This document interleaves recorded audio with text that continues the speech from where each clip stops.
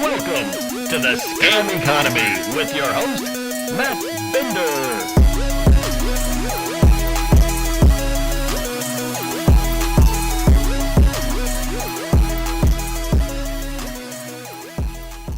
Hello, everybody, and welcome to the second post show for the Scam Economy. I am your host, Matt Bender.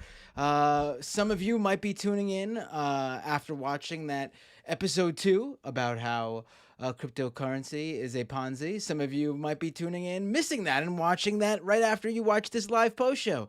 It's an odd order, but you're doing it nonetheless. Good for you. Thank you for tuning in. If you noticed, I had a bit of a technical difficulty. I went live on an old stream for a second. If you're watching on the YouTube channel, it got like a couple dozen likes and views too for the less than a minute that wrong stream was up for. But it's fixed here. I am now on the correct YouTube stream, and of course on Twitch, youtube.com/MattBender, twitch.tv/MattBender. I will be taking phone calls. I will be reading questions, comments. For people who are wondering what's going on with Doomed, my other show about right-wing media, conspiracy theories, etc., that will be back next week. It will be episode 200, and we'll be celebrating with a very special guest, Sam Cedar of The Majority Report. I will let you guys know which day that'll be. It'll probably be either Tuesday or Thursday of next week. Please follow me at Matt Binder on Twitter to keep up to date with what day that'll be and all the information you need. And of course, there'll be an episode of Scam Economy a new episode of Scam Economy, episode 3, on the way too. Now, before we dive into phone calls and comments and questions and super chats, by the way, you could drop a super chat at youtube.com/MattBinder if you're watching live right now. And it's your way of giving me a one-off little donation.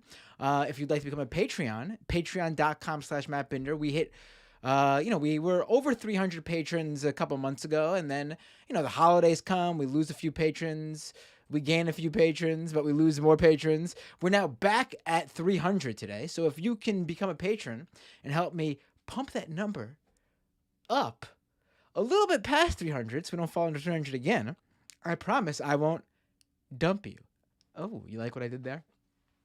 Anyway, let me thank the patrons really quick. We got actually quite a few new patrons after the premiere episode 1 last week. Let me give a shout out to everyone who's joined since. We got Sean Zone, Kyle, Shabu, PJB, Jaap, C James, Raymond L, Jim G, Barry B, and Christina Day C, or Christina D. I'm sorry if I'm not sure how you want me to say your name. I always assume people don't want their full name said, but maybe some people do. I don't know. Anyway, let's dive right in. You could call into this show via Skype. I'm working on another. I've said this on when I was doing Doomed a few weeks ago as well. I am working on getting another way for you guys to call in, perhaps a regular phone number. I know people have requested calling in via Discord. I will figure out the best way to implement those other call-in methods via my streaming software.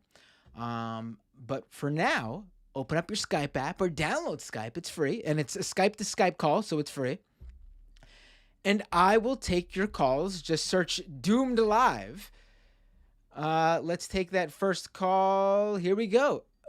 What's your name? Where are you calling from? Hey, it's Dave from Jamaica. How are you doing? And congrats on the Hey, show. Dave from Jamaica. Thank you so much for calling in. And I got to ask, and thanks for the congrats. I got to ask, did you hear the post show for Scam Economy episode 1 from last week? Yes, I caught most of it. Yes, yes. Did you catch that the libertarian from Jamaica who called in? I did watch some of it. I was surprised I was being called a caricature since I'm not very critical.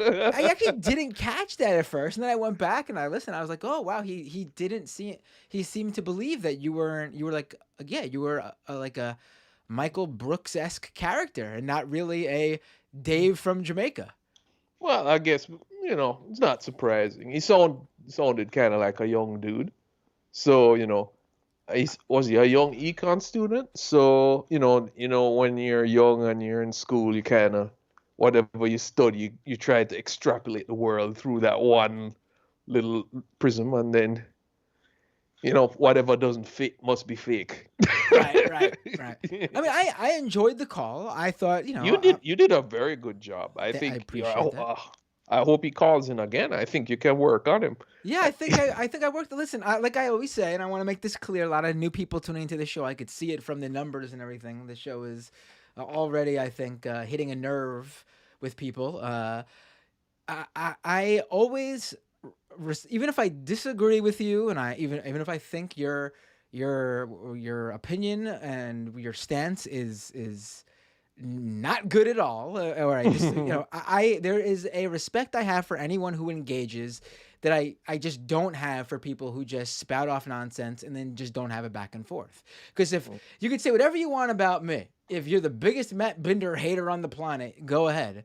But one thing you can't say about me is that I do not engage, because I will take calls from anyone and have legit, quite lengthy, a little bit too lengthy at times, quite frankly, conversations with anyone. But as I was listening to it, and as you were kind of explaining things, and I listened to to his credit, he was taking things into consideration and thinking about it. So I really do hope he calls back. Right. And you know what? If he calls back, you should call in. I would love to see, because listen, I can only, this is where it gets a little bit tricky, because especially when it comes to libertarianism. And libertarianism definitely is one of those ideologies that means something very different depending on what country you're in. It's very liberal in its libertarian in its interpretation. Right. And in this country, though, it is just full blown right wing ideology. I mean, obviously, progressives, leftists, socialists, whatever, anyone on the left is like a civil libertarian, but we don't use that word libertarian to identify ourselves as, because quite frankly, you say that and you're waving the Gadsden flag and you're saying, don't tread on me. And you're saying your number one issue is that you don't want to pay taxes, and you're going to argue about the age of consent. Yeah. Well, I guess another common trend I would say I see in the libertarian thing, and I'll make tie it back since this is the scam economy, right?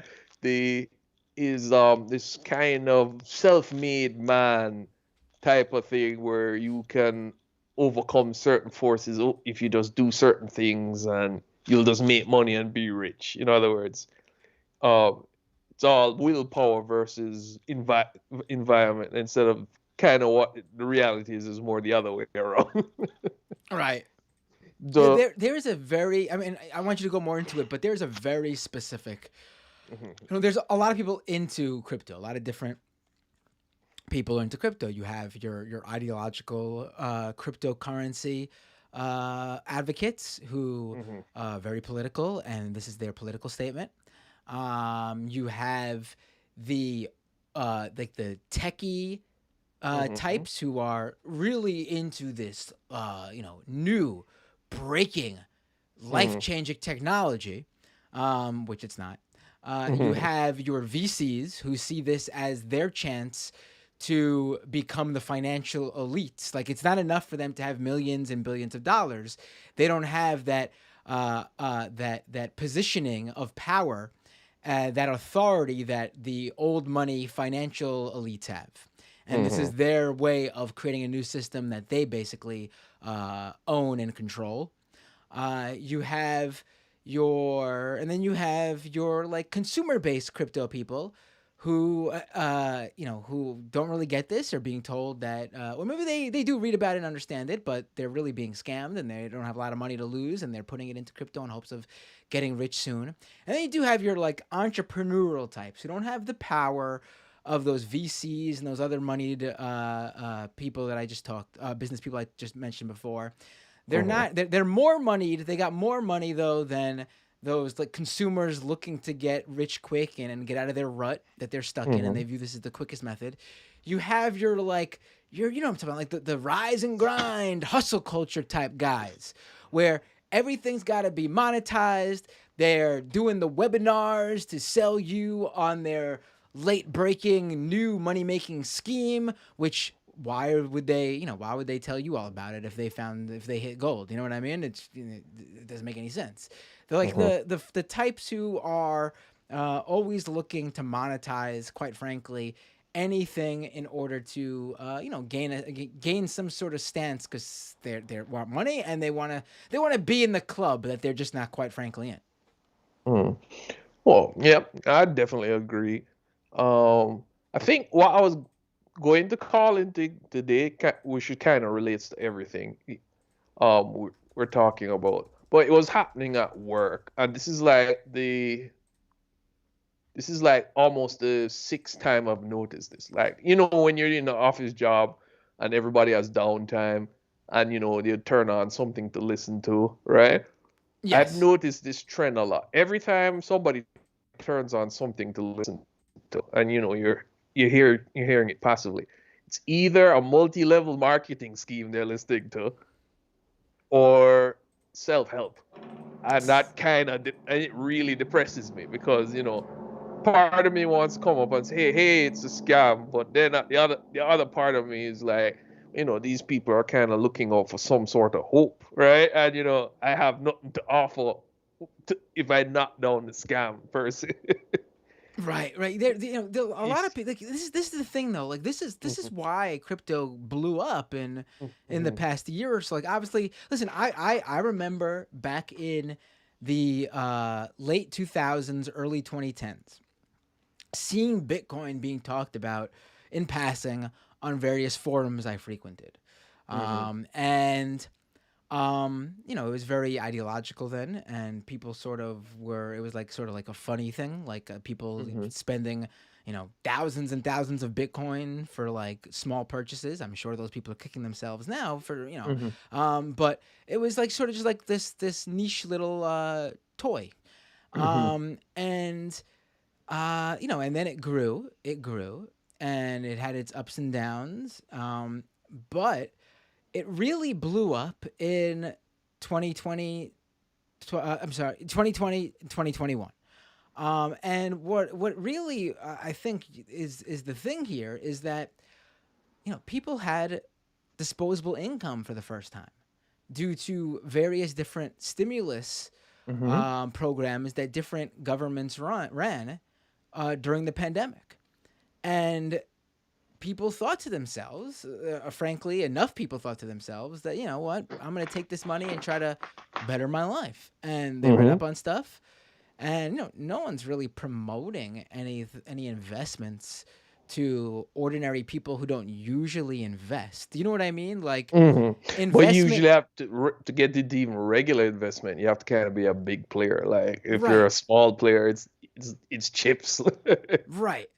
And crypto is there. Crypto was there, I should say. Crypto is the easiest one, yeah. Yes, and Robinhood made it super easy. You got all these people playing around with the stock market with this money for the first time, and there's the crypto tab, and you open it up, and there's Bitcoin and Dogecoin and Ether. Oh wow, I could put $1 into this and see, and the crypto slots, yeah. Right, crypto markets don't close, by the way. The stock market opens 9. There's a the pre-market and then the aftermarket, but pretty much for most investors, for non-institutional, like real consumer investors, 9:30 to what is it, 4? I think 3:30, 4 o'clock. I can't remember. But crypto, you log on to Robinhood right now, and Bitcoin going up and down. It is like, the slot machines in Vegas. When you go to Vegas and you see like these elderly people sitting there at 2 a.m. and you're like, you sort of feel bad. You're like, man, like they're addicted to this because they have access to it right now at 2 a.m. They got nothing else to do. I mean, there's definitely that sort of that appeal to crypto. Well, that's kind of what makes, and I'm pretty sure with time, if it's allowed, you probably see a lot of people playing with crypto all over the world who are desperate to try, make some money. But I don't know. Listening to what you were talking with your guest earlier, I'm actually for a ban. If they ban it globally, because the way I see it working out, even let's say you ban it globally, right? Right. Even if it still happens underground, it's not going to be the same thing, right? If it's banned globally, it still needs a large amount of people to for it to function, because you need the suckers basically. Right. You need some, and without that, I think it would crumble. I think before, yes, it might have to start out as a shady way for people to buy drugs or whatnot, but even then, he's at the end of the day, the guy still wanted real money for whatever he was buying. Right. So if it's banned globally, I think it kills it. Two, as you said, these huge farms, that's a hard thing to keep secret when you have a huge farm of graph cards powered up. I don't see how, if an effective ban was put out, I don't see how people get around that effectively. Right. I mean, it's. I think I honestly don't know about it. Like, we discussed it kind of, and I didn't really give my opinion on the show, other than like it would obviously be ideal, but I didn't really go into like what could happen. Mm-hmm. Look how it was being used. Its main utility. I mean, it still sort of is. The one utility it has, and that's buying. It's not the same as it was. It's more speculative asset now than like a drug buying mechanism. Although I'm sure it's still used for that a lot. A lot of it's still used for that. But like that was its main like purpose. An untraceable way for, and untraceable, I mean like can't really be traced back to you, although you can see the transactions going around. Mm-hmm. I mean, obviously, if you connect your wallet to your identity in some way, then it is traceable. But if you don't, no one knows that it's you sending that money to Silk Road back when it was open, or whatever your drug dealer accepts that money nowadays. Right, right. But I guess the thing that bugs me about it, right? Even I'm trying to be fair and imagine the best case scenario for it, right? Let's say some of them wanted to replace fiat currency, right? I don't even see how that work. How I don't see how there's better ways to digitize currency than Bitcoin, I mean, right? money is digitized. Like, money is like, Right. that's the thing. Like, we talk about digital money as if we haven't been buying things online through our Credit computer cards and screens. whatnot. Yeah. Yeah, it's all just numbers on a screen. This is probably the most inefficient way, but as you said, the inefficiency is what makes the whole scam work. Right, right. You don't With- understand. If listen, I guarantee you put your money in, you're gonna make money. You don't understand it? That's just this is what it is. Just trust me. Trust me on this. Trust me on this. You don't quite get why these NFTs are worth something. I mean, don't worry about it. Just put your money in.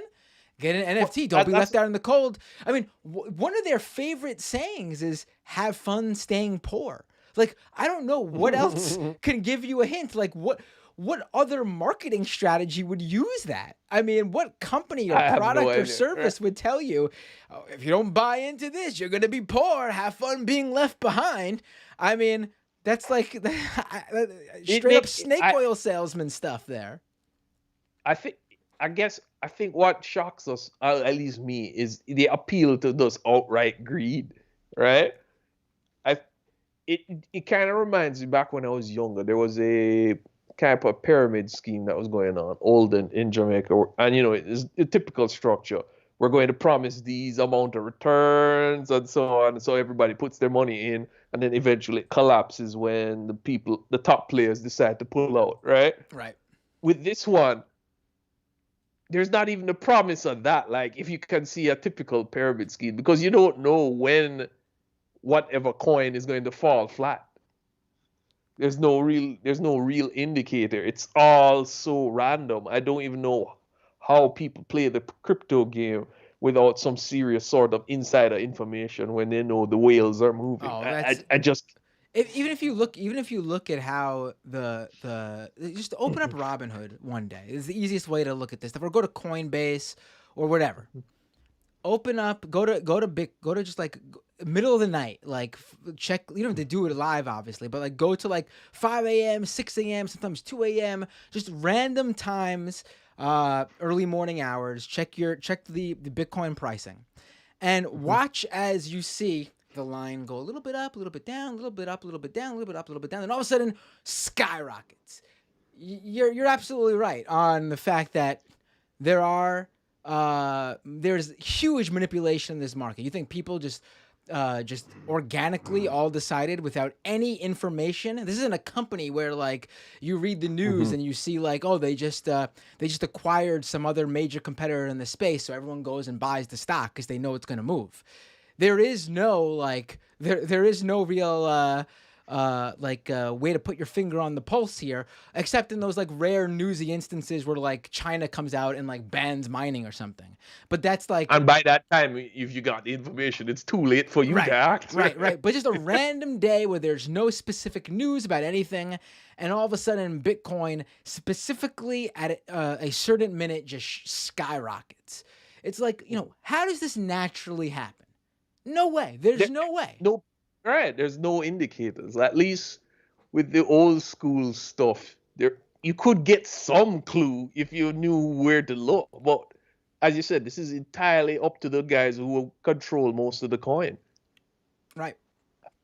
So, and the thing is, you see like you're seeing a lot of these newer, I'm not gonna say new because they've been around for a couple of years now, some of these, but newer blockchains with their own tokens they're pushing.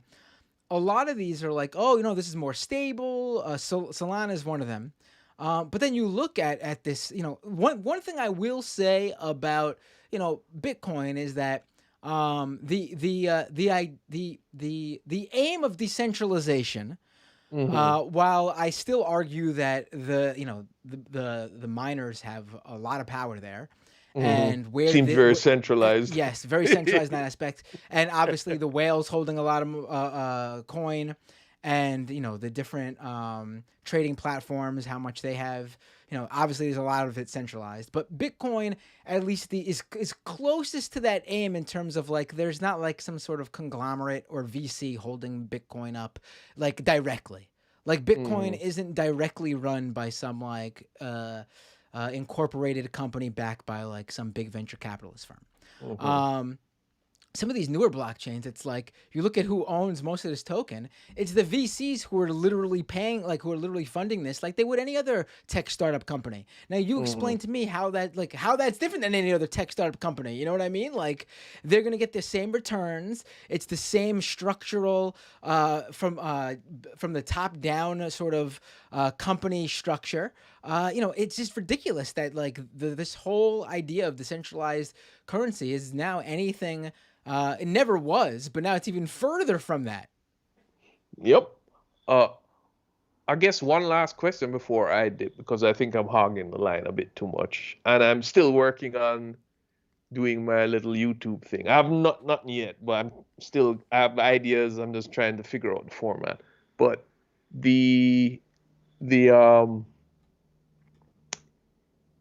yes, my main question is there any big push to ban it outside besides on China? Or does something terrible have to happen? Like a whole lot of people have to lose so much money at one time, then maybe some actions. I think now I'm not gonna, I'm not the I haven't been this is one thing I haven't been specifically researching as of late I don't have a topic on this coming up on this show quite yet. I think I saw something with Russia looking into something here. There was another country that banned mining recently. What country was that? One second. Let me quickly. Banned. Let's see. Russia proposes ban on use of proposes ban on use and mining of cryptocurrencies. And there was another country I saw, one that was, or was it? Okay, here we go. This was another one. Kosovo bans cryptocurrency mining. And then I think, what was the country that was having some electricity infrastructure issues recently? Was it Kazakhstan? There was one of these major countries. Kazakhstan? Yes. I think it was that. I can't quite recall. But there was one country that was having some issues, and they banned or temporarily paused it or something. But yeah, Mm. this will be an episode, and I could tell you a lot more. And I'll Oh, get on a cool. guest who specifically specializes in that beat for sure. I definitely rely on you when it comes to information on these type of topics because definitely this type of stuff trickle down. Just like the multi-level marketing scheme, I'm pretty sure a lot of people are going to start playing the cryptocurrency casino down here as well. Yeah, yeah. Well, Dave, it's always a pleasure when you call, and thanks for the call. Thank you for taking my call. Have a great night. All right, folks. I'll take the next callers. Let me read some super chats while we wait for them. Let's see here. We got Crew Herx from the main show stream with a super chat.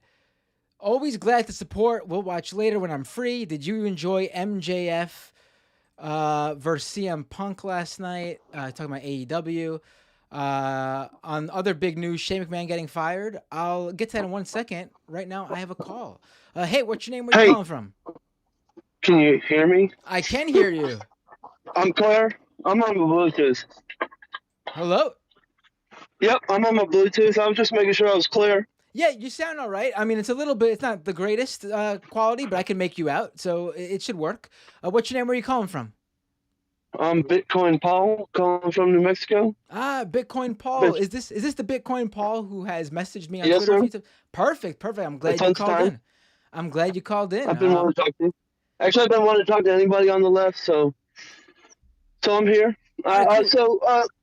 So one thing I want to say is whenever you talk about NFTs, and you talk about them being receipts, in which I completely agree. I describe them as notarized receipts.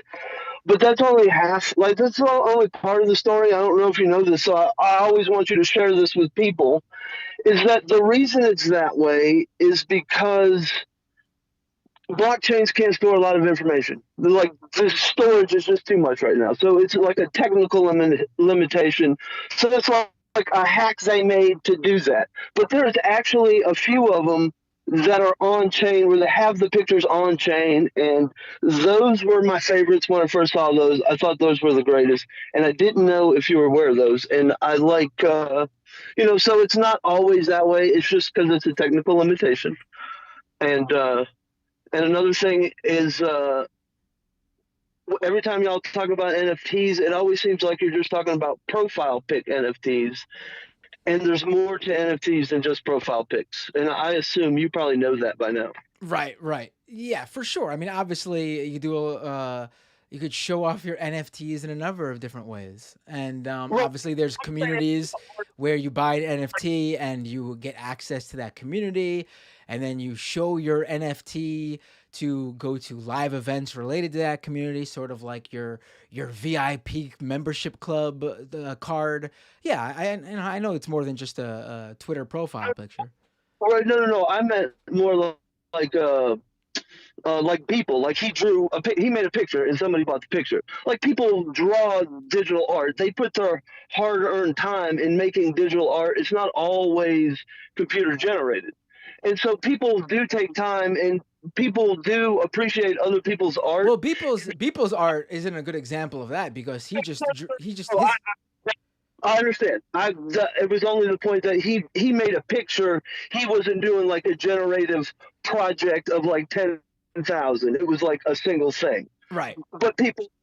So that's my only point. It's more than just profile pics, generative art. Like people actually take their time and do things by hand, all kinds of different stuff. Right. Listen, I've seen limited edition where like only one NFT of something's minted. I've seen photographers sell their pictures, NFTs of their pictures, I should say, and you can only buy one of that photo, NFT for that photo. They don't like sell multiple ones. I've seen that, but listen, I look at it this way. When you have, obviously we can talk about specific issues with that in general, but when it comes to the NFT market and how it's being sold, I mean, you see what projects are being pumped and being promoted and taking up all the air out of the space. Like, it's the apes, it's the cyberpunks, It's Yeah. the computer generative stuff. Like that is what's defining the whole scene. And I mean, if that That's like was what parties are pushing, but no poor person, like, I ain't buying a Bored Ape. Like, the beautiful thing, what I love about NFTs is because it was done just by like random people, and random people made this shit popular, and the celebrities are paying. I mean, in a lot of cases, random people way more money, and not just celebrities, just like rich people in general. Like, we made something popular as a community that these people are overpaying for, and that's just like beautiful to me. I mean, they're basically just like laundering money though when they do that. I mean, that ape, like there's no way on earth that those apes are worth the money that they're being that's being spent on the NFTs for them. And I mean, You know, who cares? Like, if some celebrity wants to spend, like Justin Bieber wants to spend 125 million, that's his dumb problem. well, did you see that? Did you see that? There's I mean, this is just this isn't confirmed, but it appears that allegedly, I should say, allegedly, it appears that Justin Bieber was paid a lot more money to say he bought that ape. Then actually, I didn't see that, but It's like, it's all just it's just a big ploy, man. I mean, and I understand the look at the and in a way it is a Ponzi, but at the same time, like you mentioned earlier, like libertarians and people on the right say like the whole economy is a scam. Like, like if people exit, like everything falls under. So like the way I feel is like if there's enough people that actually believe and actually use it, and there are people like there's like Nigeria banned it, you know, this past spring, and Nigeria has like the second most cryptocurrency trading in the world after the United States. Like, they do that much volume, well, and I they're mean, that's not really making the case that it's not that's not making the case there. That's making quite the opposite, honestly. But listen, if I felt listen, if I was a libertarian, I'm not going to say that. Listen, there are plenty of aspects. Let's put it this way: there's plenty aspects. There are plenty of aspects, and there's plenty of ways I agree with you that the U.S. economy as a whole is very scammy. Yeah. My answer to that is not selling everybody on a scam that benefits me instead. My answer to that would create a system where nobody's being scammed, or back a system where nobody's being scammed. Like, this is what I don't get. If as people, we build something that can leech onto their system, and we create a digital world. We have smart contracts. We play games. We can trade pictures. This is one of the things that I like the most. So when I first, like, I never was into like wizards and warriors and fantasy stuff, but in like 1999, my friend was playing this game called EverQuest. I started playing this game called EverQuest. Absolutely love EverQuest. I'd be shocked if you haven't heard of it. I know of EverQuest, yep. I can't tell you how many thousands of hours I put in EverQuest. Right. Like, a ridiculous amount. I had a second account. I had extra gold. I was selling some on player auctions. They pay my account. Like, I can't even tell you how many hours I put in there. So like I got my other account banned because when I was done with the game, I tried selling it. I knew there was a possibility I was going to get banned, but it was worth the $2,500 shot to try to sell my account. Okay. So like I know, like, I realize like game companies like EA and, you know, Steam, like, they're fighting against, and I know a lot of gamers fight against NFTs, but to me, like, the pinnacle of playing games is a game I put thousands of hours into and I got rare items. If at the end of it I can recoup anything, like if I can recoup anything, that's cool. And like there's But nothing. tons. So you're telling me you don't do anything for fun. Nothing is a hobby. Nothing is just for the pure enjoyment of doing something. There needs to be a money making angle at the end of the rainbow for you for everything.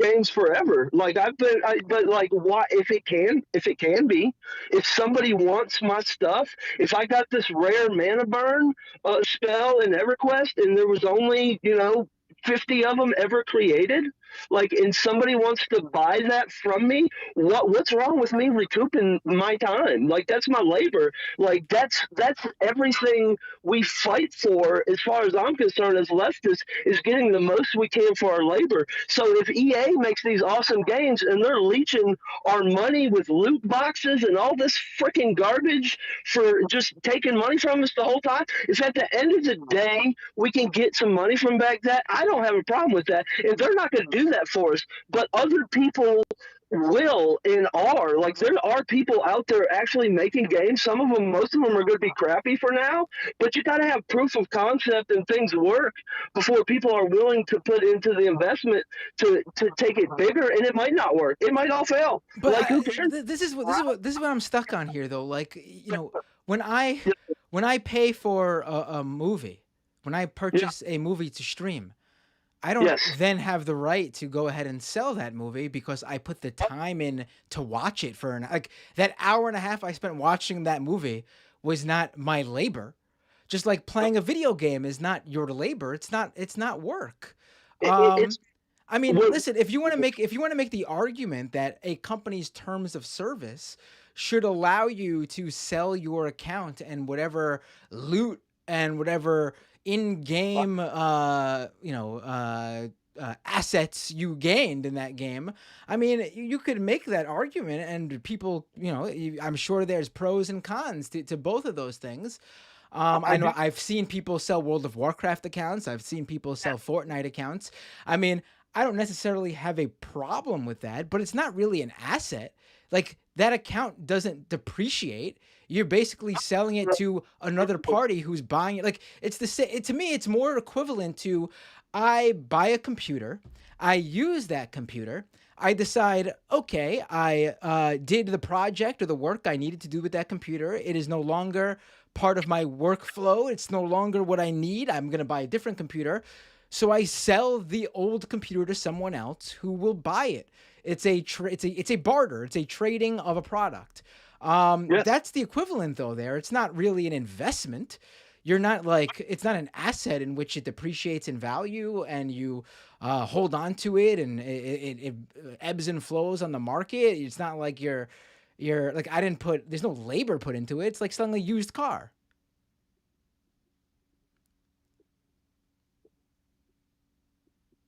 So it depreciates, but you can still get something from it. Yeah, but that's not crypto, and that's not NFTs either. It can be. I mean, I haven't seen it. Maybe there is something out there. Again, when I do this show, I want to make it quite clear. I'm not coming from the perspective that I know everything there is to know about crypto and NFTs. No. My argument is also that you don't need to have a opinion on this.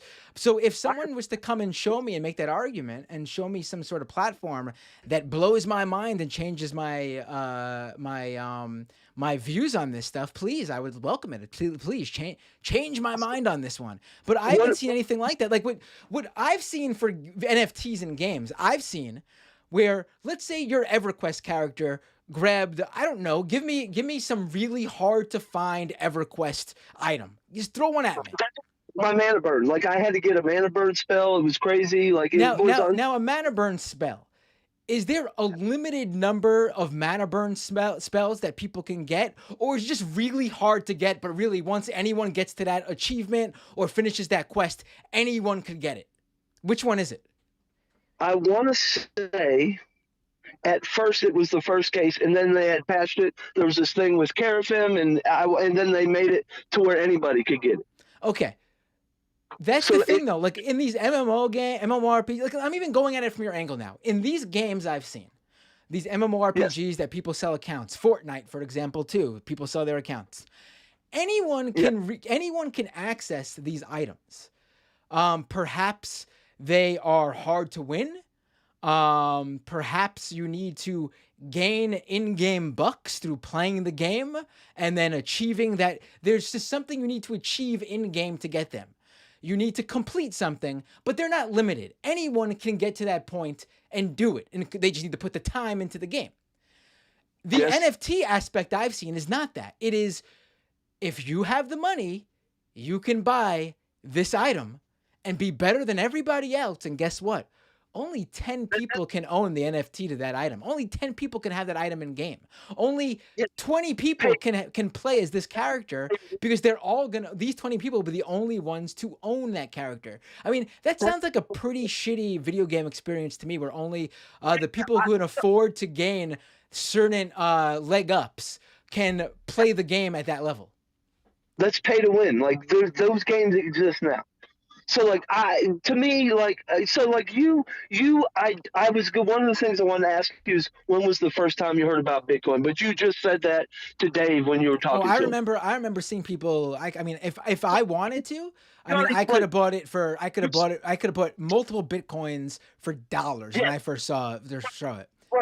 Right. No, you already said that. Don't you think it is like the least bit amazing what that small little Bitcoin has turned into? Like, I mean, don't you sure. I also think Bernie Madoff is quite the hustler to be able to turn what he did. You know, that's amazing. All it is a tool for the internet. Like, humans built the internet. We got HTTP and TCP. We built this thing, and then now we can put pictures on it. We can talk on it. And from the very beginning, they wanted an economy in there, but they couldn't solve the Byzantine generals problem. And great, whoever was on last week, Gerber, who was on last week? Oh yeah, okay. David Gerard. Gerard, that's it, Gerard. Yeah, so he's right. Like, it wasn't new technology. Satoshi figured out how to put it all together and make it work. But to me, what that has enabled, I know you remember the game Second Life, like, where there was like a miniature economy in there. And like, people did stuff and people bought stuff. To me, what that has enabled, is like, makes the whole internet into like this game of Second Life. And like, we don't know what's going to come out of it. I mean, there's a lot of things. There's a lot of companies out there that what they've accomplished. Look at Uber. They've completely upended the taxi the taxi cab market. Like, in New York City, it's insane how yellow cabs have been replaced by Uber. They're a shitty company. I don't know what to tell you. Like, the idea that someone's been able to build something up, look at. No, it wasn't just somebody. It's been thousands of people all over the world have come together and built. It's been all kinds of stuff. It's been rich people. It's been poor people. Look at LuLaRoe. It's amazing what LuLaRoe has done. I mean, thousands and thousands of people all over the world selling those LuLaRoe clothes, and all joining in for that, bringing people on board to start their own LuLaRoe business. It's amazing what those LuLaRoe people have been able to do. I know there's some kind of crazy LuLaRoe stories out there. I mean, it's the same thing. It's amazing what those two people have done. I've seen that documentary. It's incredible. Like, you gotta, as someone who follows these scams and these scammers, even beyond the crypto market, I've been, as someone who's covered conspiracy theories, you fall into finding more about scammers because there's a huge overlap. And quite frankly, you read about some of these scams. You read about what some of these scammers have done, and some of what they've put together is ingenious. Quite frankly, there's no doubt about it there. It's too bad they didn't put that same brain power they had into something legitimate. It's too bad they went the easy way to make tons of money instead of putting some more of an effort into it and not fuck other people over to make their money. But I mean, that's what they did. I mean, you could think that someone is, you could say, holy shit, that's crazy how much they've been able to grow their scam while still recognizing it's a scam.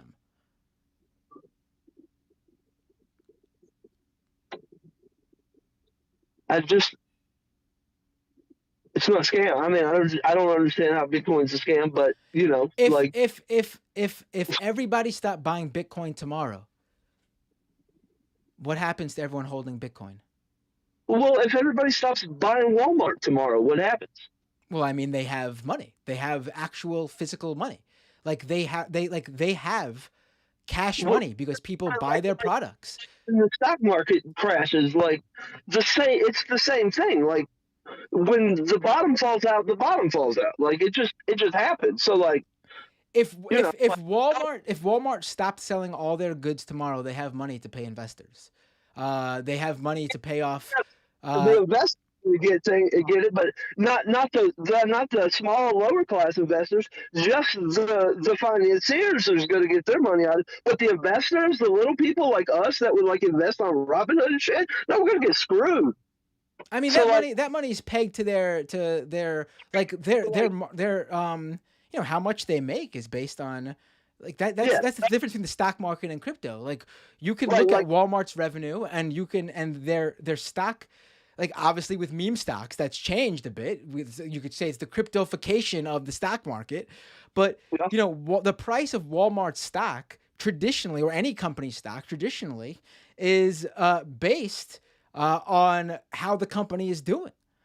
Whether that be pure revenue, whether that be acquisitions, whether that be all sorts of different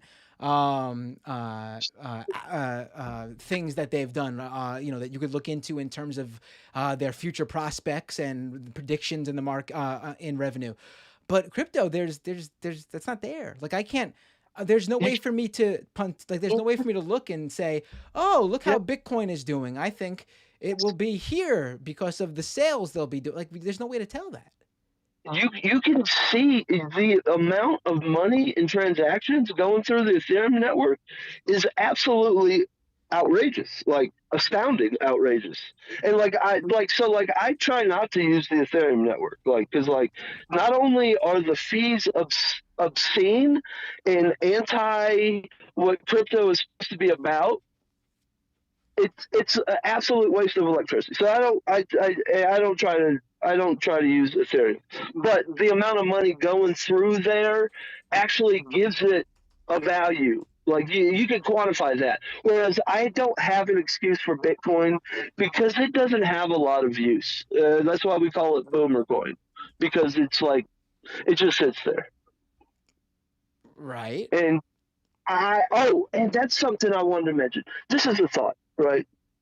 I mean, I do smoke a lot of pot, but this is a thought. So, like Bitcoin's getting kind of big and everything, and there's a lot of money invested from everybody. And so, trying to kick out miners, you got somebody else kicking out miners. You got Kazakhstan having their electricity problems. What if we attracted all the miners? Like a lot of them did come into America. We trapped them in here. Like we get them in here, and then we start taxing them more if they use non-renewable energy than if they use renewable energy. Then they'll be inclined to switch to renewable energy, which will maybe not definitely. But I hate to do this, but your call is breaking up, so it's kind of hard to follow. Listen, we went on for 20 minutes. I would love to go on super long. I'm trying to keep. 20 minutes is still long, but definitely call back in. Definitely call back in. I thought this was an interesting call, so please, thank you for calling in. And definitely call back in again soon. Thank you very much. I love you. I love your show. I love the Majority Report. I love all you. Thank you. Thank you. All right. Take care. Yes, sir. Yes, sir. Have a good one. All right. I got another call. Wait 1 second, caller. I took your call. Just wait 1 second. I want to read. And there's a YouTube commenter that made a great point. Now, listen, I want to make this clear. I am not a financial guy in terms of like the stock market and investments. That's why if you look at this podcast, I could have put this under the business section, under the finance podcast section, under the investment section. There's crypto podcast in all those sections. I put it in the tech section because at its heart, this is a tech, culture, and politics view of crypto. When the stock market is brought up by someone else, I'll get into what I know about it. But if you are a finance person or a stock guy and you have a take here, please throw it at me because I'm not an expert in that world by far. Happy Progressive Poop, great username. says, LOL, Binder doesn't know how the stocks and derivatives work. Stock buybacks. Now, I do know how stock buybacks work, and that's when a company buys back their stocks to pay off investors. I mean, that is one way where we brought up in the call how a company can pay back its investors. There's also dividends. I do know that, where a company, based on how much revenue they make, can thank their stockholders by paying them in dividends. So thank you for bringing that up, Happy Progressive Poop. I appreciate that. And I also appreciate you giving me the opportunity to say Happy Progressive Poop on this show. Let me go back to the phones now. Hey, can I bring your video feed up on? Because you're the first person to call in with video. Yeah, sure. Cool. Give me 1 second. Let me just pull up that screen. Here you are. Hey, what's your name? Where are you calling from? My name's Alan. I'm calling from North Carolina. Hey, Alan from North Carolina. You called in last week, right? Yeah, I did. I love it. Already a second time caller. And listen, like if you were someone who called in usually to my other show, I would be like, okay, usual. But here you are, 2-time caller just because of this show. I love it. Yeah, like I said last time, I just really love to talk about this stuff. I was like even taking like some notes about things that I wanted to like talk about. And it actually, which we talked about before, leads into one of my first ones, which is like the stock market comparison. Because I was somebody that really got into, just like financial. I'm really interested in like finance, economy kind of stuff. Right. And so like I, really got into some of the stock market and trading on stock markets. And there's a question about whether or not the stock market is ethical in general, but just like the. Oh yeah, I want people to know, and I've said this before, but I never know because it's a new show when people are tuning in for the first time. There is, when I bring up the stock market and compare it to crypto, that is not me backing the stock market. That's me saying stock market is bad. This shit's even worse somehow. Like that's what I'm constantly bringing up. Like when I talk about the U.S. dollar and the U.S. economy, and I call the crypto and I criticize crypto, I'm not saying the current system is great. I'm not defending the current system. I'm saying current system sucks. Crypto does nothing to solve any of it, and in many ways makes it worse. Like, I just want to make that clear to people who think I'm like all of a sudden coming out and saying like, I'm not saying that's you, who think like, oh yeah, Matt's saying crypto's worse, put your money in the stock market. I'm saying, honestly, don't trust any of that shit, to be quite frank. Yeah, because at the end of the day, even like a lot of the stock market is speculative as well, and it's just like, at least with the stock market, you actually get something. Like it's actually tied to something, and there's a something you can, like you were saying, there's something you can trace it back to. Like even if it is speculative, the speculation is based on something. Like there is a physical entity that they're saying that they're basing these numbers off of. Whether or not the numbers are, real or not, they're still based on the company. Like yesterday, Facebook reported that they lost users for the first time in their history, and their stock tanked. Why did their stock tank? Not because all of a sudden people, who knows why, like we see with crypto, stock tanked because of those loss in users. Yeah, and then so you get into like this thing where like the stock market itself is sort of like, they're like, people looked at the internet and like, how can we make something like the stock market on the internet? And then they came up with like crypto, or not crypto, more like NFTs, which is like a speculation sort of thing. On top of crypto is like its own thing. But I also thought it was interesting how a lot of people don't talk about the like inherent relationship to crime that crypto has.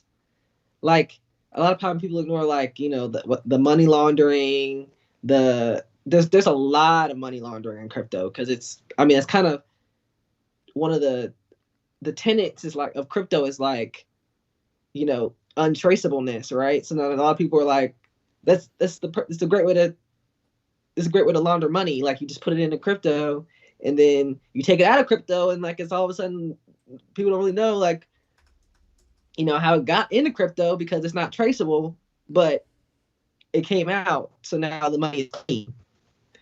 And then I think the reason why a lot of people like jumping onto the crypto and the NFT ship is because they don't really want to be wrong. Like there's like this inherent idea that nobody wants to be the guy that said like Bitcoin was going to be a flop.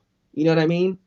So like none of these like publications want to come out against NFTs or crypto because they don't want to be those people that like shitted on it and like were proven wrong. Even though those people aren't really like proven wrong, it just is taking a lot longer for the bubble to burst than people thought. And that's mostly because you have people like Elon Musk and all these organizations that have gotten behind crypto because it serves certain purposes for them, whether it be like avoiding taxes or money laundering. Well, that kind of thing.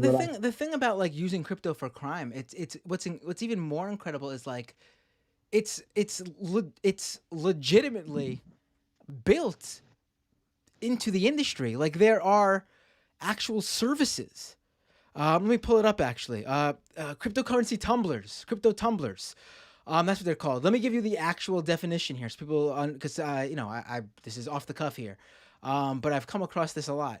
A cryptocurrency tumbler or mixing service is a service offered to mix potentially identifiable or tainted cryptocurrency funds with others, so as to obscure the trail back to the fund's original source. I mean, these are services that basically say, hey, we're out in the open telling you to come launder money with us. I mean, it's incredible. Like imagine like you saw like ads, you walk down the street and there was an ad on a store that said like, hey, come like make your cash money untraceable right here. I mean, it sort of goes back to like this like inherent problem with our legislative system, which is that a lot of times it takes a really long time for the laws to catch up to where people are or what people are currently doing. So like things that, money laundering is technically illegal, but it's illegal under certain circumstances for the specific fact that it allows certain people to get away with it. So then those loopholes can be exploited through the internet, because on the internet there's a lot of obscuring about like physical location. So it's really easy. It's kind of like on cruise ships, right? There's a lot of crime because the jurisdiction of who prosecutes the crime gets really muddy. All right. So, that would, to be fair, that would be with all sort of. You see that with all sorts of online transactions in terms of like where the crime happens if someone gets scammed, even if we're talking outside of crypto. So that's something that I guess, inherently is an issue that goes beyond crypto even too. But one of the advantages though about, regular money is that it's insured, yes, to a certain extent, through our centralized banking system that everybody seems to hate all of a sudden. I mean, it's not all of a sudden, they've always hated it, but it's a greater movement. I think there's a bit of a push right now against like, it's like the thing, like it used to be the national debt. Now it's kind of like the Fed, like considers returned against the Fed. Like in general, they're just like really hampering down on like, well, they've always kind of hated the Fed, but like right now it's like really like one of their buzz things. It's like centralized banking is like evil or something. Right. Well, yeah, they've always been, but yeah, I know what you're saying. It like grows and like, it's like a wave. Like they go through like different sort of like things that they specifically hate a lot right now. Right. And as people come out with like more research about how the thing they hated last time is not good anymore, they have to find something else to hate until that gets, debunked, and then they just keep going on and on. Right. So, and then you have like these crypto scams that come out because of the craze around crypto, it's really easy to pirate these scams. Like, I don't know if you heard about that, because you were talking about stable coins in the video. Did you hear about that that Twitch streamer that got into a lot of trouble because like he had that stable coin that he was like preaching about that was supposed to be like for like donating. I can't remember his name, but it was like a Ice Twitch streamer. Poseidon. Yeah, that guy. It was like this. He had like this stable coin he was preaching about that was supposed to be like for people to like donate to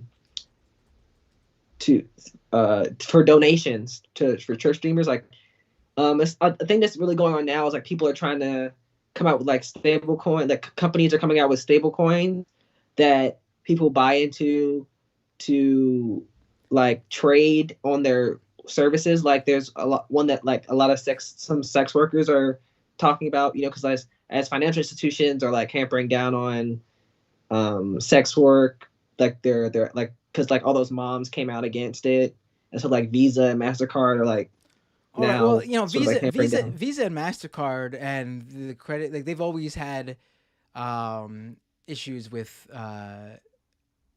basically any sort of adult services. Even, you know, we're talking if you signed up for a porn website membership to watch videos, that's always been something. In fact, you'd have to a lot of these adult internet companies have to go through special payment processors specifically set up for a use of adult companies, which charge obviously a lot more in terms of fees. Right. Basically, so they can accept these credit card companies. So it goes through that transaction. The transaction goes through that payment processor first, and sort of obscures what what Visa and MasterCard are actually charging. Basically money laundering, but no, not really, because you know they're people are buying something. The exchange of money is for a service. They're just not able to go directly through Visa right. and MasterCard. There needs to be that extra buffer, and usually I believe those payment processors, I think, have like extra insurance or like specific insurance, or if not that, don't quote me exactly on what it is, but there's some extra regulatory protection or something they need to go through, which ensures it, because it is a more volatile transaction in terms of like the odds of there being a chargeback, or the odds of someone claiming that they didn't pay for that because obviously someone's husband or wife opens up the bill and sees a charge to a porn site, and all of a sudden someone's going to go, oh, I didn't really buy that, and so they issue the chargeback. So there's a lot more issues they have to deal with. Listen, I understand the issue when it comes to sex workers. I mean, I also know that, like, you know, WikiLeaks, for example, couldn't accept payment via Visa or MasterCard, and so they accepted Bitcoin, and I don't know if they accept other crypto. Listen, I understand those sorts of uses, but we're gonna say that those very niche uses in the overall means we have to upend everything and make everyone deal in this highly volatile system. No, I was just saying that. Like, I know. I'm just saying hypothetically in terms of like right. this argument that like, this very tiny 0.001% of the population found a use case for it, and there are other ways they could accept donations. I mean, it's not just via crypto that they need to go through. There's a reason why a lot of adult workers use like Venmo and Cash App. I mean, it works. Right. And I was the reason why I actually brought it up was because that one of the reason why Ice Poseidon got in trouble is because he was stealing money from the bank, I guess. I forget what the specific word for it, but like basically these people were putting money into the coin to like so that they could get the coins to like use, and it was supposed to like stay in this sort of like it's supposed to stay within the money bank for the coin to keep it stable, I guess, kind of like how Tether is supposed to work.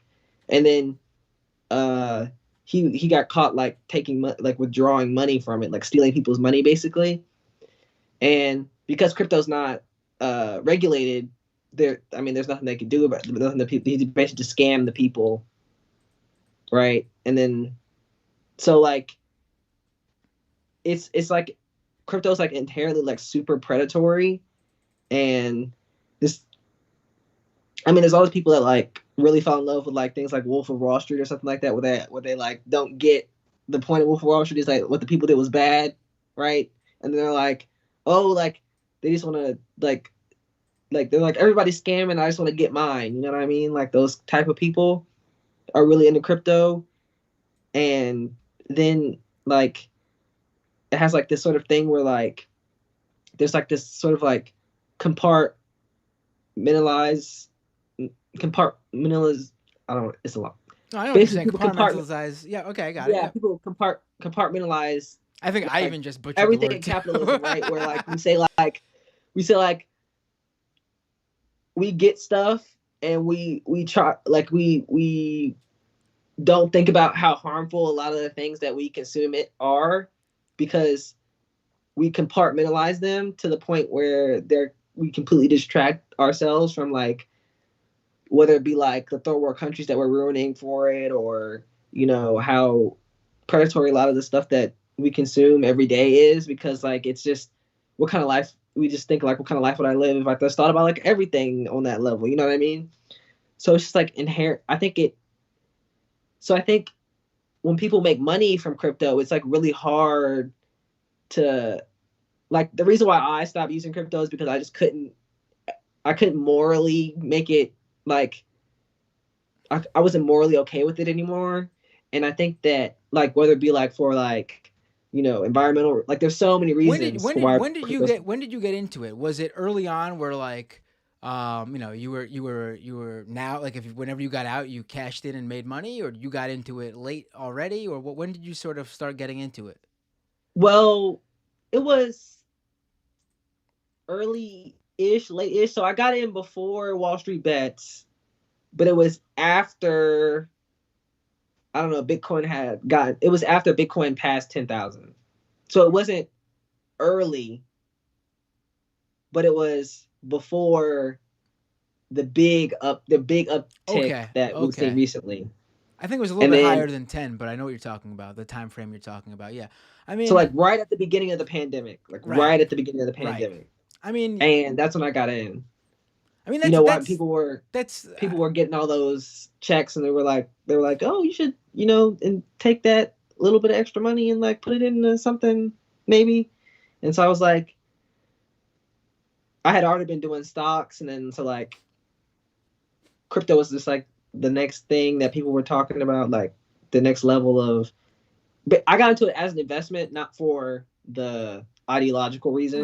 Right. And then I made money and got out, but I was just like I never got back into it because I was just I got out because I just wanted to I was closing down a bunch of investments that I had, and I was just to go on like vacations and stuff, and then I just never got back into it because I just couldn't square. By that point I had learned a lot more about how ethically bad it is and things like that, so I couldn't square getting back into it. Right. All right, Alan, thanks for the call. I'm going to let you go now just because I have a ton of other people on the line. But thanks for calling in again, and hope you call in maybe 3 in a row next time. Yeah. Take care. Have a good night. All right.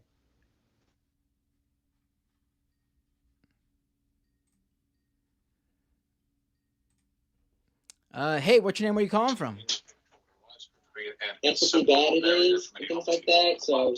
Oh, you're on the line. You gotta turn down your stream. You gotta turn on your stream. Oh, cool. Just give me a second. Sure. Just turn off your stream completely. Yep, and then talk on Skype. All right. Hey, how are you? Hey, good. What's your name? Where you calling from? My name is Olatubosin. Well, I've been in majority report stream and some other leftist streams also. Let me I'm quickly from New York City. Let me quickly get your permission because I already had the other person up, so you jumped on right away. Is it fine that your video stream is up, or do you want me to take you down? Oh, that's fine. Okay, cool. Just want to make sure. Also, can you talk a little bit louder or closer to your mic because it's a little bit low? Yeah, I got headphones, All right, so let me cool. turn it up. All right, there we go. Perfect. All right. So I wanted to call in because of the previous, not the one that just happened just now, but the one that was like on a rant earlier. Right. Um, it was so confusing because he mentioned about gaming and other stuff. So I was just like, what is he talking about? Yes, people do make money in games. They grind items like crazy, like in World of Warcraft or like one game I play a lot, specifically TF2, where like they made a mode where hey, you can play with friends, you buy the mode with tickets, and you grind up, you get rare items, and that goes into a market that people speculate already. So most of these games already have like third party markets, and they speculate the value of what an item is based on not just the rarity, but the type of item that's found or unboxed. So funny enough, the players have made their own markets that have superseded the amount of money that Valve like Valve is Valve was like the number one is notorious for this. So like you have an item called a key, which is used to like open up crates and other stuff, so you could get different items, and this is where the speculative value comes in of what an item is. So you go there, you buy a key for like $2, and then you open up a crate, you might get a item that costs less than the $2 because you speculated that this item's not that good, and others like yeah the item's not that good neither, or an item that supersedes that and might be $20 or $100 depending on what's in that crate. But the key is like take it for like the key, even though you bought it for $2, it might actually cost more than $2. Yeah, I see people in chat understand what I'm talking about TF2. So uh the key would be like a stable coin at that point.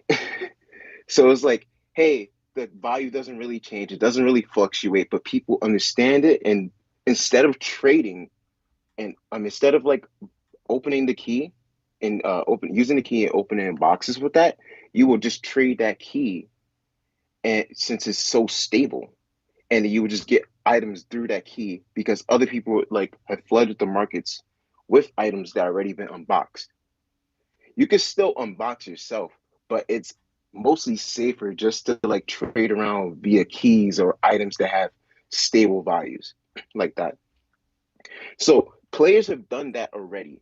And what gets me annoyed the most about NFTs is the fact that game not game developers but game publishers want to make NFTs, and it's like we already have digital currency in our games. We don't need this nonsense there. It just makes zero sense. And they're talking about, oh yeah, like you could do this and like put it into another game. You have one game where like you could put it in like let's say TF2, and then you could put it into Dota, and then you could put it into like, or if it's a different franchise entirely, or you could put it into Mass Effect. And it's like one, it's not like when you're looking at a game from the a similar like company, yeah, it's pretty much easy enough to get the assets and transfer into another thing through the engine and whatnot. But you don't need NFTs to do that. Right. This is in the programming of the game. They could do that right now Yeah, without an NFT. don't need that at all. But then when you look at a different like publisher or company or game period that runs on a different engine, then you start getting into the nitty gritty of it, and then it becomes a fucking headache because it's like you have to put in assets, then you have to because something doesn't exist there, then you have to code it there because it might be a different language all entirely, and it's like that's where it's like okay, the blockchain no, the blockchain is not going to do anything. How would the blockchain help with that? Right. So you just it's just like this headache, and like just like oh yeah we'll help with this, and then you actually like see what gamers say, and it's like this is nonsense. We already have our own digital like we only have our own digital markets. Like I could literally tell you a market right now. It's called backpack.tf. It's literally you'll see a whole bunch of like items that have like money value, game value, and it's traded with it. Even Valve, because how trading was so rampant back in the days, and like people would get scammed like through third parties and other not because you had the only way to get actual like physical like money with your items sometimes was to go to through PayPal, and PayPal wasn't that secure back in the day. Right. So they literally made the Steam marketplace for that. But then Valve knows how to cut themselves a little 15% off the top of that one. Right. But one other thing, when I hear about like, because it's a thing where I'm just chatting shit at the moment, but No, I it's think a this thing is where like, okay, you're telling. I mean, not everyone here knows this about how some of these games work. So I think it's really interesting to have someone like, listen, I used to be a gamer back in the day, but then I went ahead and had kids. Uh, so I play a lot less games now, and so I missed out on a lot of these games. So I mean, I know I'm, what game you're talking about. It's Team Fortress 2, right? That's yeah, TF2. Yeah. yeah, But I did not know about Backpack.tf, and so I'm looking at it now. yeah, Yeah, we I have mean this. several different markets. I mean, but the thing here is like what I'm seeing here. It's like you have people who are basically buying something to use in game. Like they're not buying it Yeah, specifically from the look of it. They're not buying it specifically as an asset in order to make money. They just happen to earn something in the game and they want something else. I'm sure there's some people like how there were, half, yeah. yeah, like how there were, but that's not like the main purpose. Like just like how, World of Warcraft. This is me now, how I understand this world. World of Warcraft, the vast majority of people were playing the game for fun, and then you had Hmm. your companies who were specifically mining gold and hiring people to mine gold to then There we go. sell Yep. to gamers, and gamers would buy that gold not to then speculate on, just so they could have more gold to buy more Exactly. in-game things to enhance their video game playing experience. It Yeah. wasn't to go ahead and then hope they could sell something for even more money down the line. Hmm. Yeah, but because at the end of the day, it's like it's all for the game. You will buy something worth $100. There used to be something called like back in the ring where everyone would go like, "Hey, yeah, you brought the ring. That's a waste of $100 right there," because it will pop up on all the messages in every server in the game. Like the something special for you. It was such a waste of money, but it was like, okay, you paid $100 for that. But at the end of the day, you're buying it because you thought it was worthwhile in the game. It all linked back into the game. Now to have outsiders come and bother you about like something that's gonna improve your game. And then the second, I think also is like the other scare about like NFTs was like, was it gonna be similar to what they did with what is it? Star Wars, The Force Unleashed? I'm not sure if I got the game right, where like I think it was EA, and then they fucked up so royally that they put like you have to grind so much in that game to the point that like you wouldn't get certain characters, but certain characters were so they were really OP. They were too OP to like to, to be used normally. Right. I think some people in chat might know it, but then I just forget because there's so when it comes to game news, there's such a Battlefront, yeah, Battlefront, Star Wars Battlefront. It Right. it it was just a shit show. So to see, I don't know, it was just that one caller that annoyed me the most. Like just hearing that, oh yeah, NFTs is gonna do this, NFTs is gonna do that, and just I don't know if people know it's a really good show. I don't think they're progressive. Well, they say a lot of progressive things. Internet Today, it's a really fun show. Sorry about cross promoting other No, no, people, please go ahead. I'm but not someone who, I'm not like, oh, whoa, wait a minute, wait a minute. The only programming out there is Doomed and Scam Economy, sometimes Majority Report. But other than that, there's nothing. You're good. You could say, you could promote whatever. but like they literally put out news, which is really they Oh, it's I know what you're fun. talking They about. read, I just saw yeah, it. I know what you're talking about. Okay, yeah, they're good. and then like they just talked about how the the artist, the original artist of like Bored Apes, she didn't even know about all this stuff. Right. She was like, wait, like my like my art is everywhere, and it's like, well, she doesn't really hate the concept of NFT. She doesn't really see much of the value in it either. Or like I could be wrong, but it's like it was more like she didn't really even get paid in the end neither. So it was like, wow, the original person that made the biggest NFT project on the net didn't get paid at all. Right. I mean, So that's the whole thing. I mean, I read an early profile of the Bored Apes, and I said this before that this new profile about the artist came out. And I said, because in that profile, and I was like, is no one seeing this? Is no one realizing that in like deep in this profile, they say that they hired artists to create this mhm, stuff, which means it was work for hire, which again, there's nothing wrong with hiring artists to create something of yours. I mean, create something to be yeah, yours. Like if that's the deal, if that's the contract, if that's what you're hiring them for and they agree to that, nothing inherently wrong with that on its face. No. But we're sold that NFTs are the way for artists to not only make a living, but to earn a recurring passive income. Because exactly. every time their art is sold, the NFT of their art is sold on the blockchain, that transaction is recorded and automatically kicks back a certain percentage back to the artist. So, say someone buys an NFT for $100,000 from Hmm. somebody who bought it first, then the person they're buying it from gets, let's say, I don't know, 85, 90,000, and then the other the rest of the money after transaction fees and all that goes to the artist for this this aftermarket secondhand sale. That's what we're told. That's one of the big selling points for NFTs. Everyone will have royalties when they sell something. Imagine you created a product, someone sold it used on the blockchain. You even Hmm. got a royalty for them selling the used product. Like imagine Apple Computers got a kickback every time you sold a used MacBook. That's one of the uses for this if we're talking about it, but Yeah, and they're sold that's the big thing. Well, Bored Apes, the number one NFT project that's out there, the face of NFTs, they basically removed that whole thing by signing a bunch of artists, and one in particular who created like the base models of all these apes, who yep, that profile's on. They paid them a flat fee.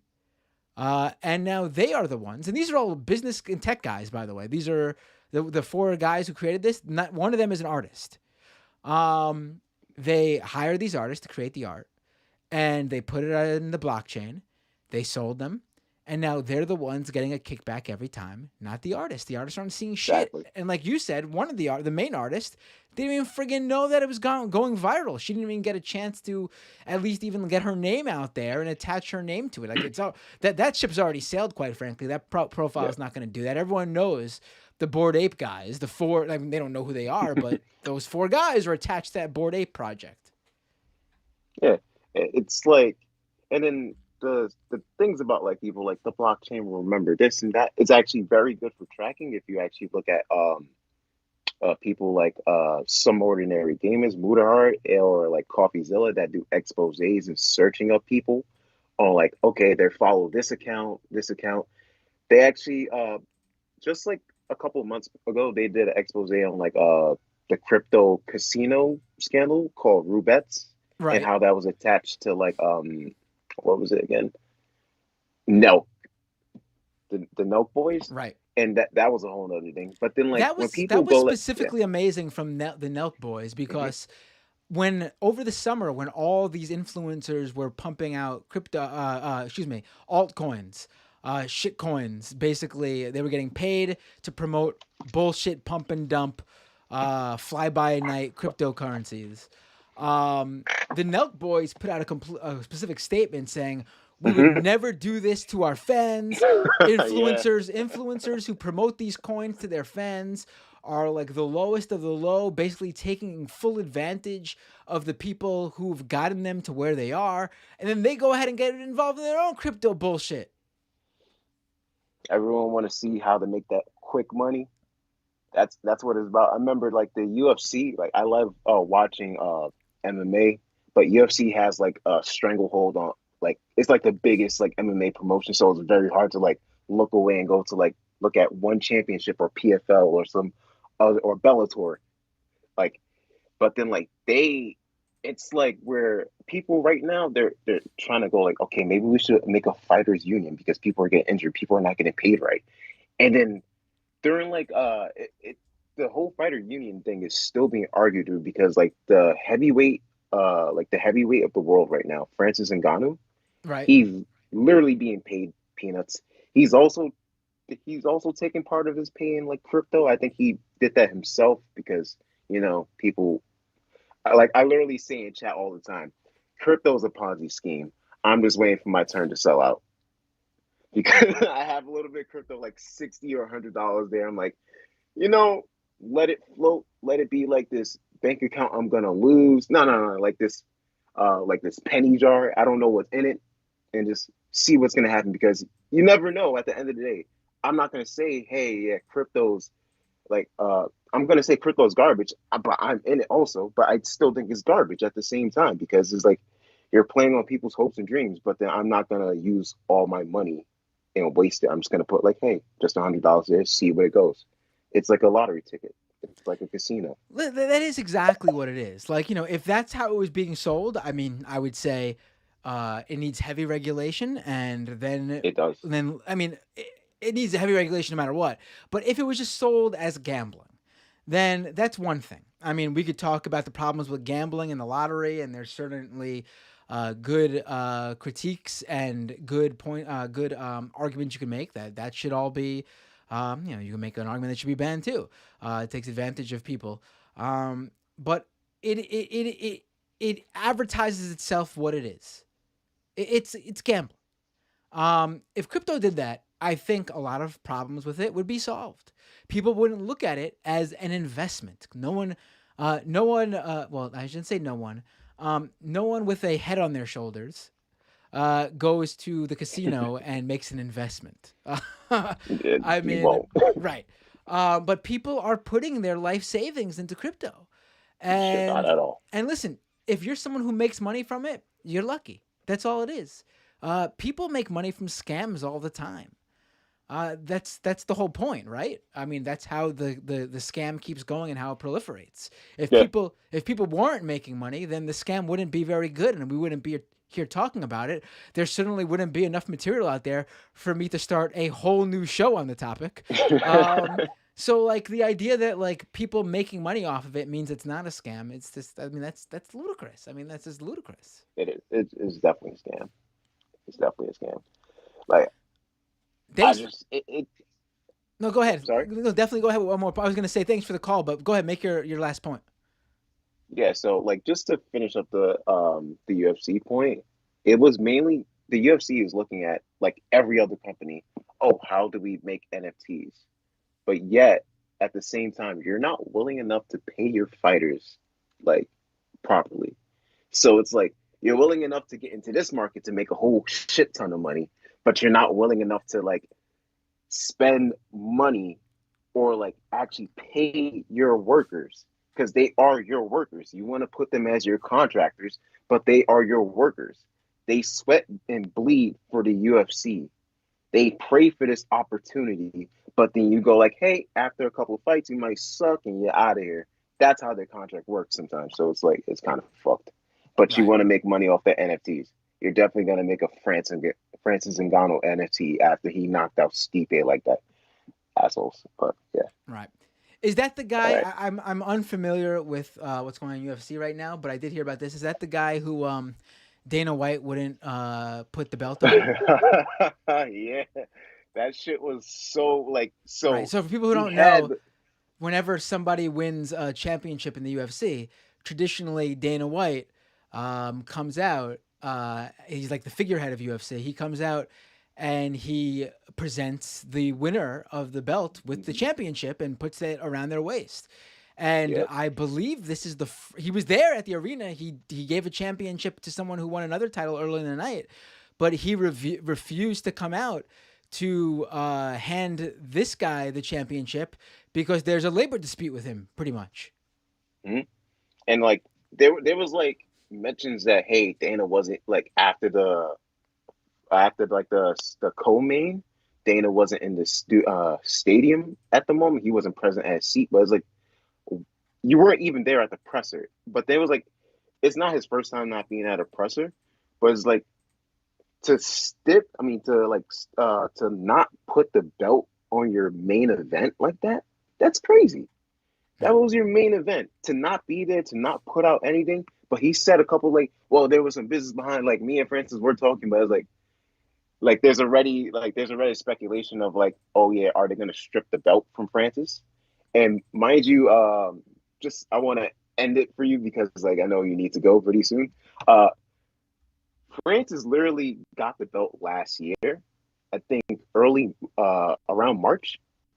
He said, "Hey, I need a couple of months. I'm gonna go back home. Like, just give me like about 4-5 months."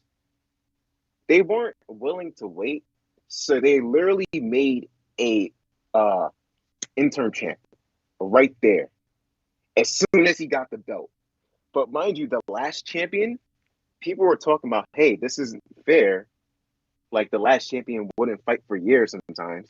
But like the guy literally tells you, "Hey, I'm gonna fight. Just give me a couple months." But you weren't willing enough to wait, and you just made an intern champ, like literally almost like negating like what he did, all his work. It's pretty fucked. Right.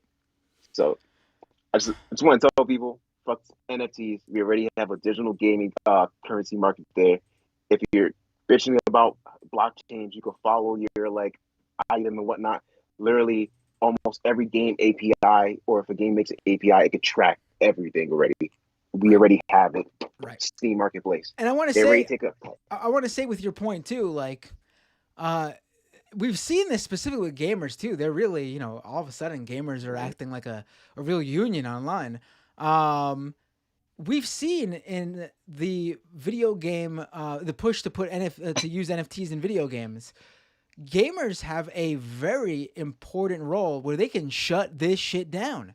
Yeah. Time and time again, developers who've said they were interested in implementing NFTs have then come out the next day after getting a mountain of replies shitting on the idea, saying, we're rethinking this strategy. I mean, people have the power to stop this bullshit. And I mean, we're not going to be able to, maybe stomp it out outright because there's too much money at the top.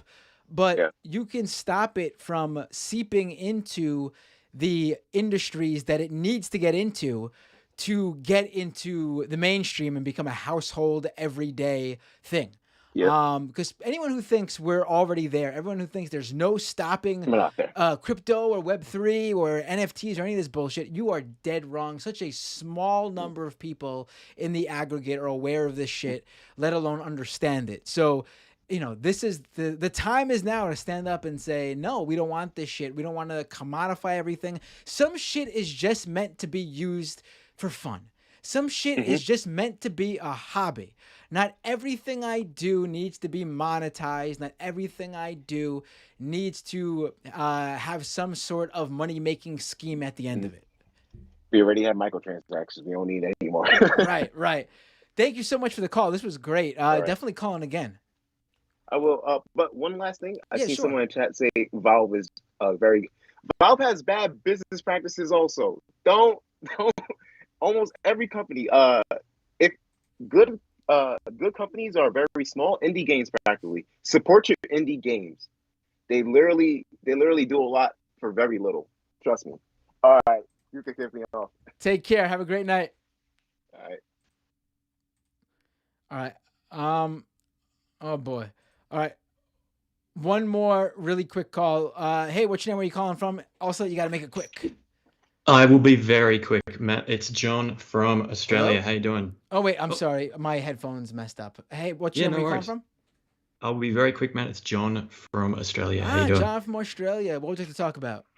Well, it seems like it's the topic of the evening, which is games and crypto. And that's perfect for me because specifically, I gave a talk on this with a friend of mine last year at a game developers conference in Melbourne, Australia. Oh, then maybe you should actually come on as a guest. I can do that if you'd like. We can talk offline about it. Yeah, I think we should Why don't you make a really quick, like 1 or 2 minute point? Well, I can. But let's Even save better, this. I can even tie it into the topic that you were talking with your guest about with Tether.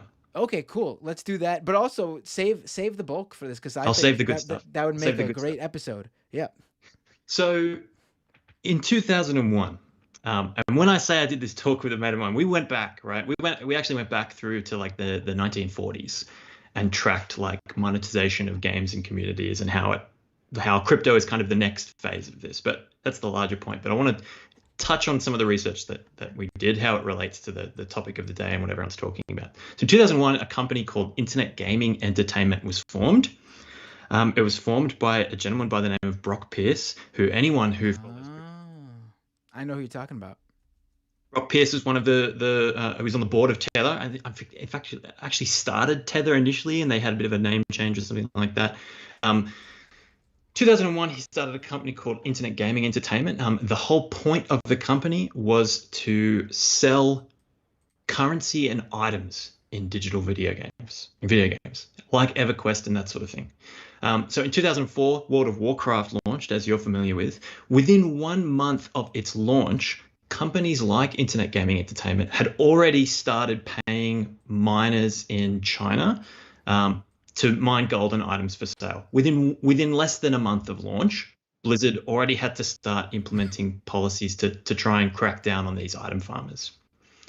In 2005, IGE saw absolutely phenomenal growth. Their monthly revenue was $8.5 million in October 2005. This is the Stephen Bannon company. Yes, absolutely. At some point during the whoa. Your period, your Skype just went blew out, insane, like echoing. So we heard you go like yes.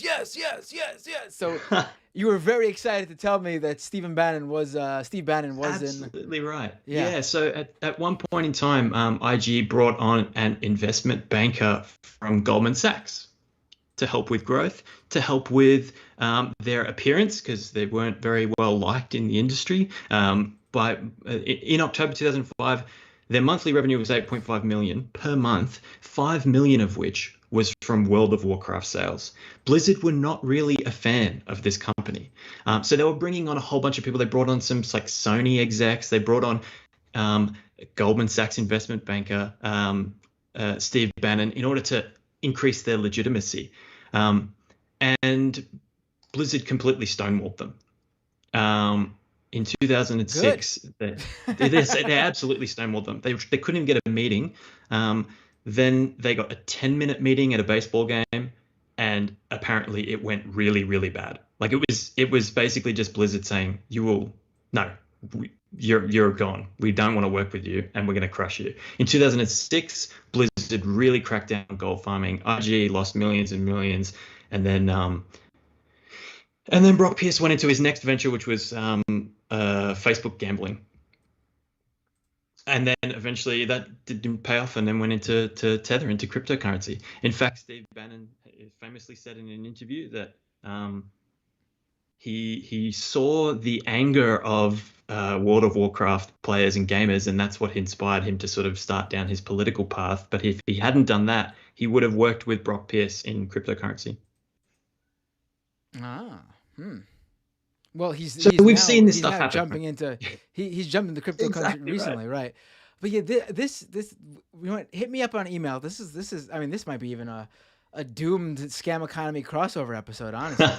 This is my work didn't really touch too much on Steve Bannon and Brock Pierce and all that sort of stuff, but my work was mainly about like tracking like how video games and just games in general, like going back to like the 1940s and early pinball machines, the coin operated arcade boom in the 70s and 80s, through to Magic the Gathering, through to like online communities like Neopets and Gaia Online and all that sort of stuff. Your Skype is doing it again. Oh, sorry. Sorry. I'm gonna have to let you go because it keeps happening. I hate to do that, but can you definitely email me or DM me on Twitter so we could set something up? Hello? Yeah, he lost connection. That's how bad the connection is. He's gone, and it's not my headphones anymore. All right, folks. That's all the time we're gonna have. we went really long, and there's a whole bunch of people who wanted to call in. This show is getting more calls than Doomed ever did, which makes me very sad for Doomed. But all right, Grim, I'm gonna take your call because I saw you are a regular listener and you've been trying to call in. So, really quick, what's this is Grimlock, right? It's been 2 years, but I'm glad you remember me. Yeah. Wow, of course. You're in the chat all the time. How could I not remember? I'm saying it's been 2 years since I last called in. Right. So, I would like to tell you that you should call in next time so we could talk much longer. But I saw you. Honestly, it's just really quick. Sure, go ahead. Cool. I just wanted to not talk about Bitcoin for a moment. I just wanted to say that, over the last year, but especially in the last month, it's really been coming to a head how we cannot be humoring all this bullshit about cancel culture. The people on the left should not be feeding into that bullshit. Right. And that those who have been should be ashamed of themselves. I agree. Because we have a whole new actually existing Red Scare. Not the anti-left Nazbol contrarians who bear that name, but very real consequences. Not worrying about comedians' fucking careers. There are very real consequences for people across this country.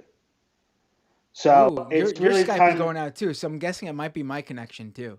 It actually sounded fine. It sounded fine. I'm losing you, my friend. I'm sorry. No. All right, call in next week. Something's going on. It might be my internet connection. Absolutely. All right, let's wrap it up because I might be losing internet connection. I'm sorry, Grim. If you call in next week, I'll take your phone call right away. First thing. Let's read the super chats, and that's the show. BP, thank you so much for the super chat. Renee with the super chat. People's Justice for Rice Gum Commandante. Peter Low Frequency with a $20 super chat.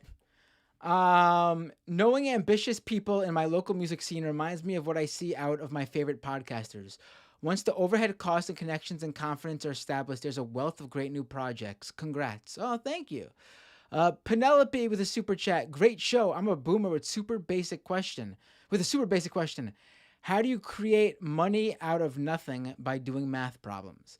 Well, what they're basically doing is they're creating. Okay, so what the miners do is they create the next block on the chain, which stores the transactions, and when they do that, they get rewarded with some Bitcoin, and the market, based on how the asset is speculated and its value through that, it gains value, USD value, or wherever you live, and that's basically what's going on here. With Bitcoin specifically, there's a set amount of Bitcoin that could be mined, and because it's a finite resource, and I should add an artificially finite resource, there's no reason why there can't be more Bitcoin. It's not like Bitcoin came from the dinosaurs and someday we'll run out of it. No, Bitcoin was programmed to only have a certain amount that could be mined. And so because it's a finite resource, speculators buy it thinking that one day it'll go up to even more astronomical prices. Because there will be a ton of people trying to get it because there's not enough out there for everybody. And so that's sort of, I guess, the explanation for the question you have. The real explanation is it's monopoly. It's all fake and bullshit. But in the world they're living in, the crypto people living in, that's the answer. J Gap with the super chat. Thank you so much. Eric Killmonger with a super chat. Thank you so much. J Gap with another super chat, this time with a comment. Had to drop a diss track on y'all fools. This was a Web3 remix competition, but you inspired me to spice it up a bit on the second half. Oh, I don't see any link. Another super chat, J Gap. Got a diss track for y'all, DJ Bassface, aka J Gap, aka that artist guy. Should I play it? Let me look for it really quick. You're giving me the search information, I assume.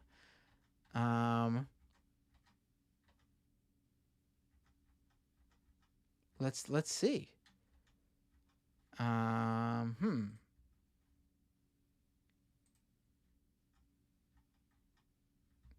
think I found it. All right, let me pull it up. Let me listen to it. This is a 6-minute song almost. Let me fast forward a bit. I'm sorry.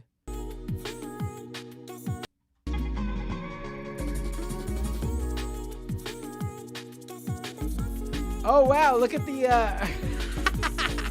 Let me pull up. I didn't realize the video either. This is funny.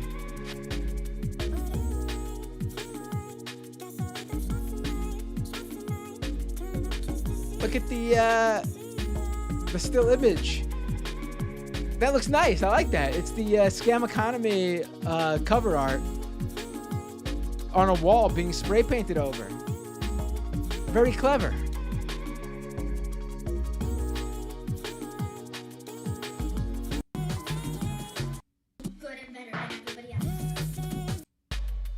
All right.